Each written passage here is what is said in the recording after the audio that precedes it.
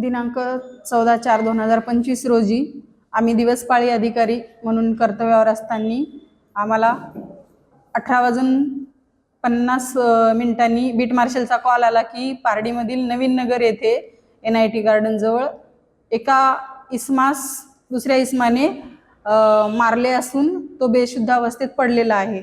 आम्ही तात्काळ stationery entry करून घटनेच्या ठिकाणी गेलो असता तिथे जो जखमी नामे होता जितेंद्र उर्फ जितू राजू जयदेव, वय अंदाजे 40 वर्ष, राहणार भीमचौक हिरवीनगर, पोलीस ठाणे नंदनवन हद्दीतील हा व्यक्ती असून त्याला इतवारीदास शिवदास माणिकपुरी, वय 40 वर्ष, राहणार नवीन नगर याने मारून जखमी केले होते। त्यावरून तात्काळ आम्ही जखमीला उपचारकामी मेयो हॉस्पिटल येथे भरती केले असता सुमारे 8 वाजताच्या सुमारास मेयो हॉस्पिटल येथील डॉक्टरांनी सदर जखमी इसमास मयत घोषित केले।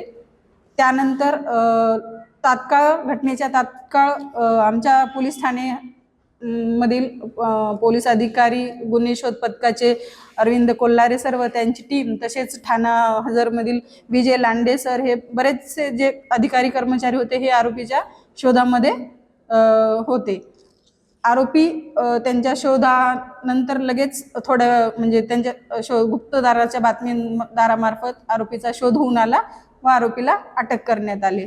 सदरची घटना अशी आहे की 4 मित्र होते, प्रवीण बावनकर, जितू जो की मयत आहे, जितेंद्र उर्फ जितू जयदेव, आणि आरोपी इतवारीदास माणिकपुरी व आकाश उमरेडकर, असे 4 जणे NIT गार्डन मध्ये 4 वाजता गप्पा मारत बसले होते। मयताचा मोबाईल हा आरोपीने घेतला असा मयताला संशय होता, म्हणून त्या दोघांमध्ये बाचाबाची झाली आणि मयताने आरोपीस त्याच्या कानाखाली 2-3 वाजवल्या होत्या। त्यानंतर त्यांच्यातला आपसी वाद मिटला।